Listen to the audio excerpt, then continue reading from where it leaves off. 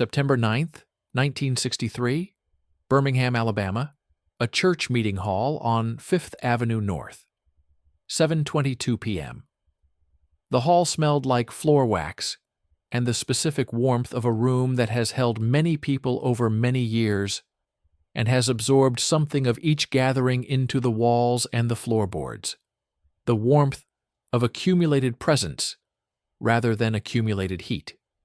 The folding chairs had been arranged in rows by someone who had arranged folding chairs in rows many times before and had developed a methodology for it. The rows straight and the spacing consistent in the way of work done by a person who brings the same attention to the small tasks as to the large ones. There were perhaps 60 people in the hall and room for 30 more, and the 30 more had not come yet or were not coming, and the 60 who were there had the specific quality of people who have gathered for a purpose and are waiting for the purpose to begin. Margaret Ellis was 24 years old and had come to Birmingham from Atlanta 3 weeks ago to work with the Student Nonviolent Coordinating Committee on voter registration in Jefferson County. She was from a family in Atlanta that had been part of the civil rights movement since before she was old enough to understand what the movement was, her father a minister who had marched and been arrested and marched again, and her mother a woman who had organized the women of their congregation into a force that the congregation's men had eventually learned to stop underestimating. Margaret had grown up in the specific school of a household where the work was the work and the work was always in progress, and the question was never whether to do it, but how to do it most effectively, which was a different kind of question and required a different kind of thinking. She was reviewing the voter registration forms at the table near the front of the hall when the door opened and a man she did not recognize came in.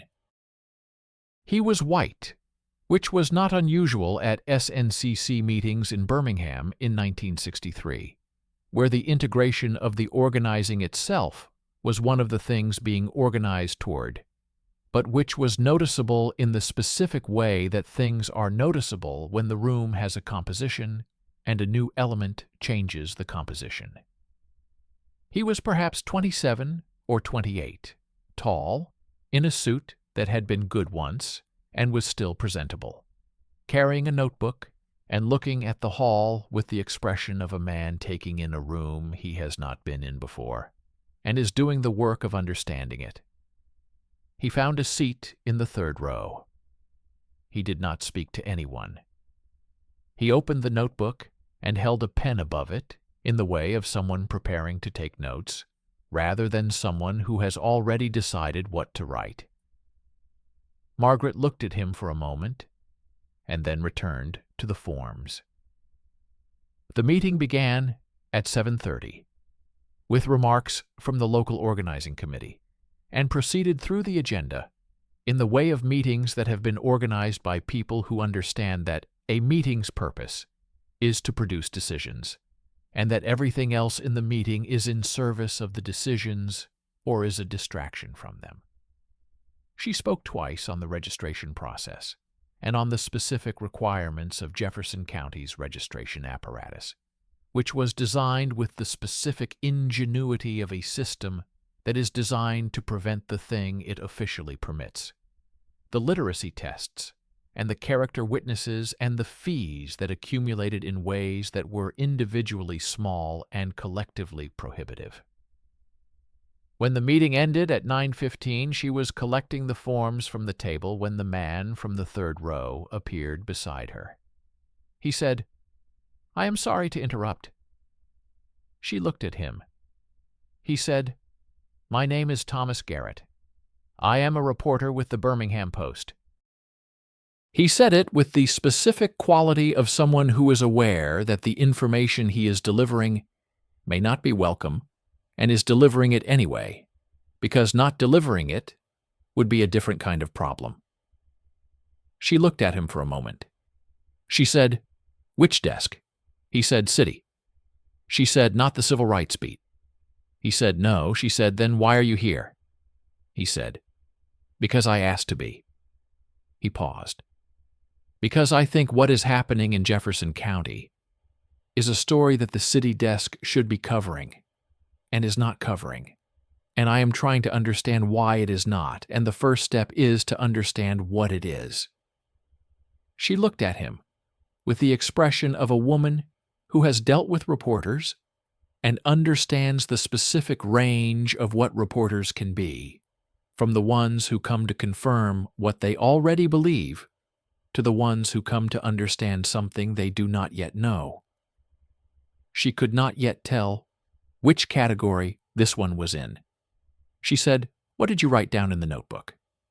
He said, "The numbers you gave, the registration rates in Jefferson County compared to the eligible population." She said, "And?" He said, "They are the story." He said it simply, without editorializing, which was either the trained neutrality of a reporter or the genuine recognition of a person encountering a fact that speaks for itself. And she could not yet tell which. She said, "Come to the registration office on Thursday, 17th Street, 9 in the morning. See what the process looks like from the inside." He said, "I will be there." She handed him one of the forms. He looked at it. She said, "Read it tonight. Tell me on Thursday what you think it is designed to do." He took the form and left, and she watched him go with the specific attention she brought to things that were not yet fully categorized, things that required more information before the category was available. He was at the registration office on Thursday at 5 minutes to 9.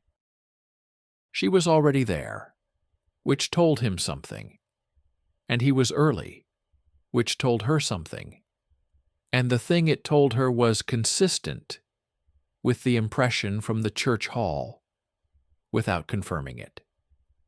They went through the morning together, Margaret working with the applicants who arrived with their documentation and their specific combination of determination and fear, the fear being the reasonable response to a situation in which presenting yourself to register to vote in Jefferson County in September of 1963 carried consequences that the people in the office had documented in detail, and that the documentation made more real rather than less, the way documentation of specific harm makes the harm more present rather than less. Thomas sat and watched and wrote in the notebook. He did not interfere and did not ask questions during the work, which was the correct behavior, and which she registered as correct without commenting on. At noon she said, "Lunch." He said, "I know a place." She looked at him. He said, "It is integrated." She said, "Show me." The place was a diner, 2 blocks from the registration office that had been integrated since June, not by choice but by the specific pressure of the movement's work in that part of the city. Integrated in the way that things become integrated when the alternative becomes more costly than the integration, which was a form of integration that Margaret had opinions about, but that she also understood was how most integration happened, the moral argument and the economic argument eventually arriving at the same place by different routes. They sat at a table by the window and ate, and Thomas asked questions, and she answered them with the precision she brought to all her work, the precision that came from the specific training of a household, where the work was always in progress, and precision was what the work required. He asked good questions. This was the information she had been waiting for, the information that placed him in the category that the notebook and the early arrival and the correct behavior had suggested, but not confirmed. Good questions were the test, because good questions required understanding what you did not yet know and being specific about the not knowing, which was a form of honesty that bad questions did not require and therefore did not demonstrate. He asked about the literacy tests and about who administered them and what the variation in administration looked like across different registrars. He asked about the character witness requirement and who could serve as a character witness, and what the practical effect of the requirement was in communities where the people who could serve as witnesses were subject to the same pressures as the people applying. He asked about the economic pressure, the employers who received information about who had attempted to register, the landlords who received information, the web of consequence that surrounded the act of attempting to exercise a legal right in Jefferson County in 1963. She answered each question with the precision it required. At one point, he put down the pen and said, "I want to understand something." She waited. He said, "The people who come into the registration office, the ones who come back after being turned away, what makes them come back?" She looked at him for a moment. She said, "What would make you not come back?" He thought about this. He said, "Fear." She said, "Yes." She said, "And what is stronger than fear?" He said, "I am not certain." She said, "The thing you are afraid of losing if you do not come back." He was quiet. She said, "That is what makes them come back." He wrote the story. It ran on page 3 of the Birmingham Post on October 2, 1963, under a headline that was not the headline she would have chosen, but that contained the numbers and the specific mechanics of the registration apparatus in the precise way that numbers and mechanics require, the kind of story that does not tell the reader what to feel, but provides the information that makes the feeling accurate. She read it at the SNCC office, and then read it again, and thought about what it was and what it was not, which was the analysis she applied to everything that was intended to serve the work. It was not the story she would have written. It was the story a reporter at the Birmingham Post could write in October of 1963 and have printed on page 3, which was a different story, with different constraints and different possibilities. And she understood the difference between those two things and what the difference meant for how the story should be assessed. She called the Post and left her number. He called back the same afternoon. She said, "The registration numbers in the third paragraph are from August." She had the September numbers and they were worse. He said, "Can you bring them to me?" She said, "Tomorrow morning." He said, "I will be at the office at 8. She said, "I will be there at 8. They met at 8, and she gave him the September numbers. And he looked at them and said, "I am going to need to write a follow-up." She said, "Yes." He said, "It will take me a week to get it through the editor." She said, "I know how editors work." He said, "Do you?" She said, "My father is a minister." He looked at her. She said, "The congregation is the editor. You have to make the case every Sunday for the same things you made the case for last Sunday, because the case never stops needing to be made." He said, "That is exactly what it is like." He said it with the recognition of someone encountering a description of their own experience that they had not previously articulated. The follow-up ran on October 11th. The response to the follow-up produced a third story, and the third story produced calls to the Post from people Thomas had not expected to call, people whose calls meant something about the reach of what the numbers were doing when the numbers were placed in the specific context he had placed them in. He told her about the calls on a Wednesday morning at the registration office. She listened and asked which calls and what the callers had said, extracting the information from the description, the way she extracted information from all descriptions, looking for the specific elements that told her something about what was happening and what it meant for what could happen next. They had been meeting at the registration office, and at the diner, and occasionally at the SNCC office for 6 weeks. The meetings were the meetings that the work required, meetings with an agenda and a purpose, and a specific relationship to the next step in a process that was larger than either of them, and that both of them understood was larger than either of them. The meetings were also, in the specific way of meetings between two people over 6 weeks of shared purpose and shared attention, something in addition to what the work required. She noticed this on a Thursday in late October. Not the noticing of something new, but the noticing of something that had been present and had not required noticing until it required noticing. The way certain things are present before they become visible. She noticed it and filed it in the category of things that are noted without being acted on, which was a large category in her life and which served an important function. And she kept the meeting on the subject it was on. He noticed it earlier. He did not know exactly when, but he knew it had been before the Thursday in late October. Because by the Thursday in late October, he had already had the conversation with himself about what noticing it meant. The conversation being not simple and not quick, because the question of what noticing it meant was not simple and not quick.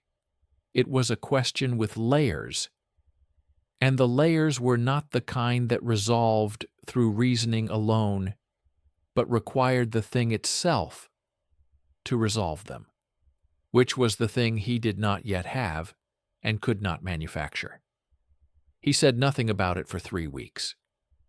Then, on a Tuesday evening in November, after a meeting at the SNCC office that had run late, and that they had both been the last to leave, standing on the sidewalk outside the office in the November air that Birmingham made in November, he said, "I would like to have dinner with you.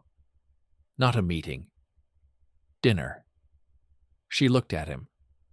He looked back at her with the expression of a man who has said a careful thing and is present in the having said it. She said, "You understand what that means here?" He said, "Yes."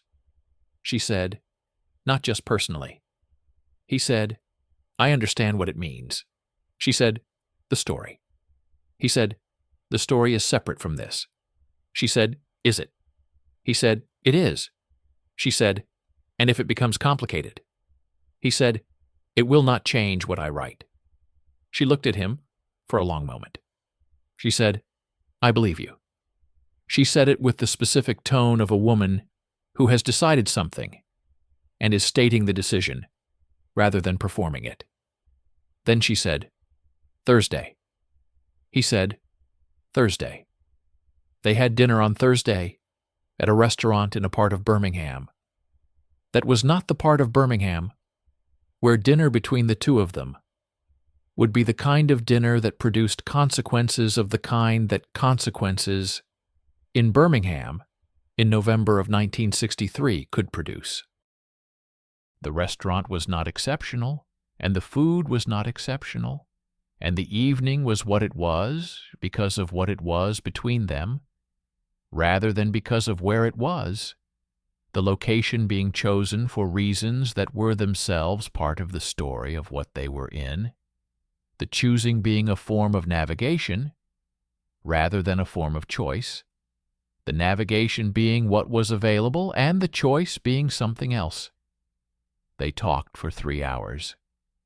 Not about the work, which was the first evening they had spent together that was not organized around the work, and the absence of the work as an organizing principle revealed what was underneath it, which was two people who had been talking for 6 weeks about the same things and who found, when the work was not the subject, that they had been talking about themselves through the work the whole time, that the questions and the answers and the specific attention they had been bringing to the work had been a form of knowing each other that the work had made possible, and that the evening without the work made visible. She told him about Atlanta and her father's church, and what it was like to grow up in a household where the work was always in progress. He told her about a small town in North Alabama, where he had grown up, and where he had understood something about the structure of the place before he had the language for what he was understanding, the understanding coming through observation rather than through anyone explaining the thing that was being observed. She said, "When did you get the language?" He said, "College." She said, "And then?" He said, "Then I came back to Alabama." She said, "Why?" He said, "Because the understanding was here, and I needed to be where the understanding was if I was going to do anything with it." She looked at him. She said, "That is an honest answer." He said, "You ask honest questions." November became December, and the dinners continued on Thursday evenings. Not every Thursday, but most of them. And the work continued through the days. And the work and the evenings were separate in the way they had agreed they would be separate, and were also not separate in the way that things are not separate when they involve the same people and the same period of time, the separation being a principle rather than a fact. The Post's editor called Thomas into his office on December 14th. The editor was a man named Wallace who had been at the Post for 20 years and who understood Birmingham in the specific way of a man who has been in a place long enough to understand its structure, and who has made peace with the structure in the way that men make peace with structures they have decided they cannot change, the peace being not comfortable but functional, the function being the continued production of a newspaper that served the city as the editor understood the city. Wallace said, "The registration stories." Thomas said, "Yes." Wallace said, "They have produced a response." Thomas said, "I know." Wallace said, "I am talking about a specific response." He named 2 names. The names were the names of men whose relationship to the Post was the relationship of men whose relationship to institutions is the relationship of men who have been in a city long enough that their relationship to its institutions is structural rather than personal, the structure being what it was, and the names being what they communicated about the structure. Wallace said, "They would like the stories to stop." He said it in the way of a man delivering a message he did not choose to deliver, and is delivering because the delivery is what his position requires. Thomas sat with this for a moment. He said, "The stories are accurate." Wallace said, "They are." Thomas said, "And they are on page 3, not page 1. Wallace said, "The placement was considered." Thomas said, "Then the placement was a concession, and the request is for more than a concession."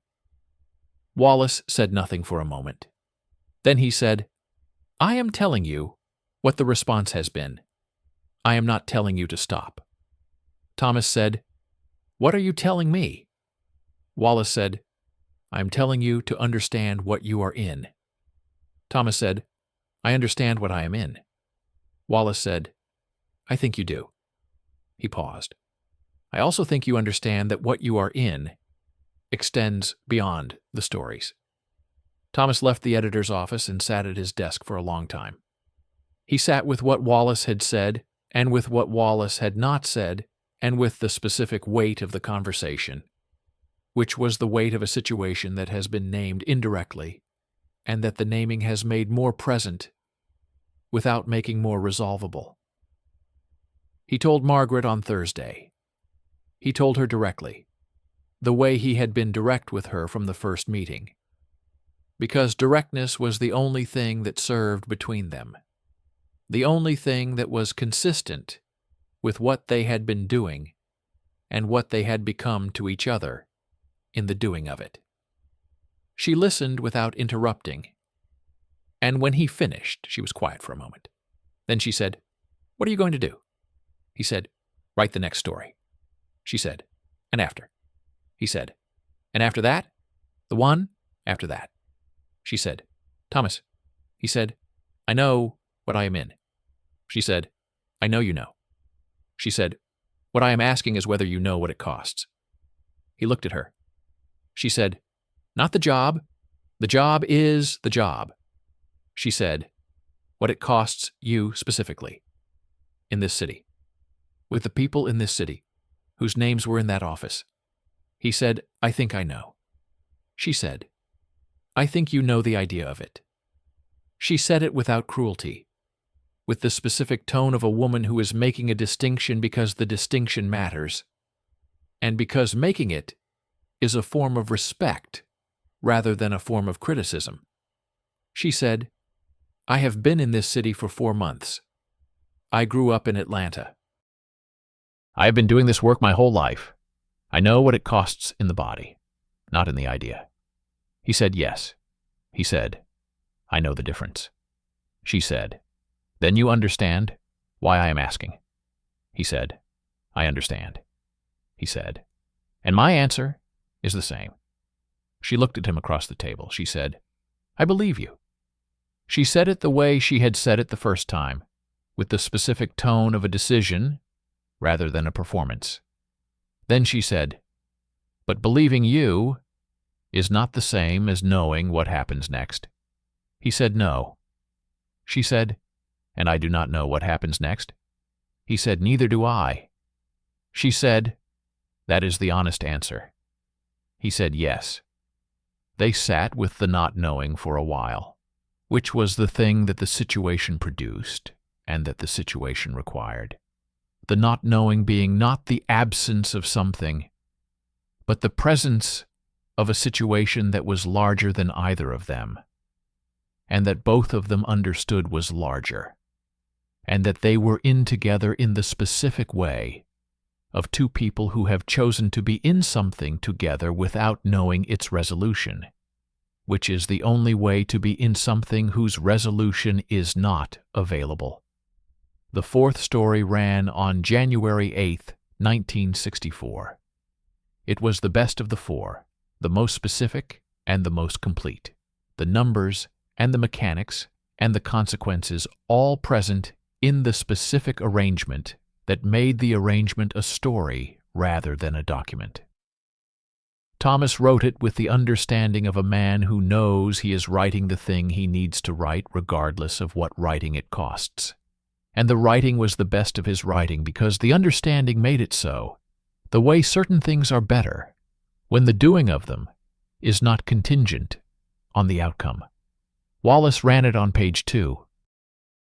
What happened after January 8th is the kind of thing that happens in a city like Birmingham in 1964, when a story like that runs on page 2, which is many things simultaneously, some of them in the direction of the story's purpose, and some of them not, the city being a city that contained both directions at the same time, and had contained both directions for a long time, and was in the process of changing in ways that were real and were also not yet complete, and would not be complete for longer than either of them could see from where they were standing in January of 1964.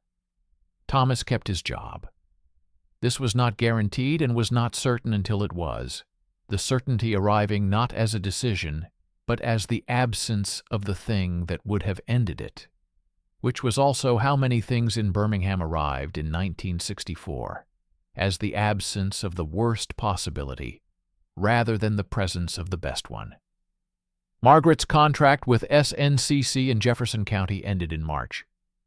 She had known since December that it would end in March, that March was what the contract specified, and that the work in Jefferson County had reached the stage that required what came next, and what came next was not her specific work in this specific place, but someone else's work in another specific place, the movement being larger than any one place, and requiring the movement of people through it, the way a river requires the movement of water, the water not being the river, but the river not being possible without the water. She told him in February. She told him on a Thursday evening at the diner, directly, the way she told him everything, because directness was the only thing that served between them. He said, "March." She said, "March." He said, and then. She said, "Mississippi."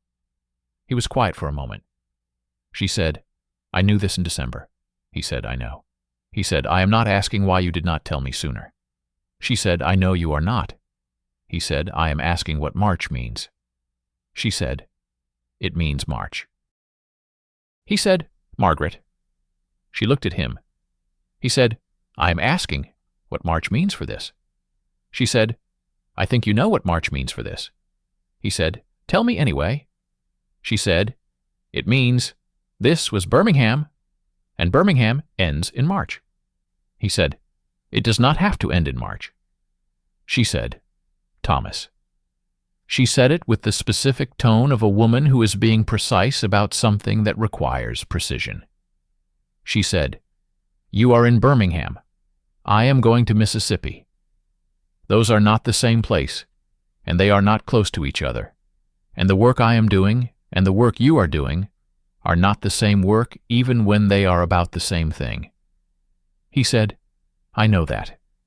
She said, "Then you know what March means." He said, "I know what it means. I am asking whether it has to mean that." She looked at him for a long time. She said, "I do not know." She said it with the same honesty she brought to everything, the honesty that did not perform uncertainty, but was actually uncertain, the actual uncertainty being a form of honesty that the performed kind was not. She said, "I know what the work requires. I know what Mississippi requires. I do not know what this requires, because I have not known what this was for long enough to know what it requires." He said, "Then we have until March to find out." She said, "Yes. March came the way March comes, when you are watching it come, which is both slowly and faster than the watching suggests. The last Thursday was the last Thursday, the last evening at the diner, and the last walk through the part of Birmingham where the walks were possible, and the last conversation that was the conversation of two people who are at the end of something and are in the end of it together without yet knowing what the end is the end of. She left on a Tuesday morning. He drove her to the station. They stood on the platform in the March morning that Birmingham made and said the things that the platform permitted, and did not say the things that the platform did not permit, which were the things that the weeks between February and March had not resolved into the kind of clarity that permits the saying. He said, "Write to me." She said, "I will write." He said, "And I will write back." She said, "I know you will." The train was there? She looked at him with the expression of a woman who has made her choices and is present in them and is also present in what the choices cost. The two things not in conflict, but both true simultaneously. The way things are true simultaneously. When the situation is complex enough to hold more than one truth at once. She said, "Birmingham was worth it." He said, "Yes." She said, "I mean all of it." He said, "I know what you mean." She said, "Good." The train left at 8:47. He stood on the platform until it was no longer visible. Then he walked back through Birmingham to the Post and sat at his desk and began the notes for the next story, which was not about Jefferson County but about what Jefferson County had pointed toward, the story that the 4 stories had been preparing and that he now understood well enough to write. He wrote it over 3 weeks in April. It ran on page 1 on May 3rd, 1964. Her first letter arrived on April 14th from a town in Mississippi, whose name he knew from the news and from what the name meant in 1964, which was something specific and not abstract, something that existed in the body the way Margaret had said certain things existed in the body rather than in the idea. The letter was 2 pages, written in the specific handwriting of a woman who writes quickly because the thinking moves faster than the hand can follow. She wrote about the work and about Mississippi and about what Mississippi was doing with the things she had learned in Jefferson County, the learning being not transferable directly, but the understanding underneath the learning being transferable, the understanding being what the work had given her that was larger than the specific work. She wrote, "Birmingham taught me something about what it means to do this work with someone who is trying to understand it, rather than to use it. I did not know I needed to learn that. I know it now." He read this at his desk on a Tuesday afternoon in April. He read it twice. Then he wrote back that evening 4 pages about the stories and about Birmingham and about what Birmingham had given him that he had not had before. Birmingham, which was not the understanding, he had been working toward the understanding for years, but the specific form the understanding had taken, when the understanding was shared with a person who brought what she brought to the sharing. He wrote, "I think the work is better when it is accountable to someone who knows what it costs. I did not know this before Birmingham. I know it now.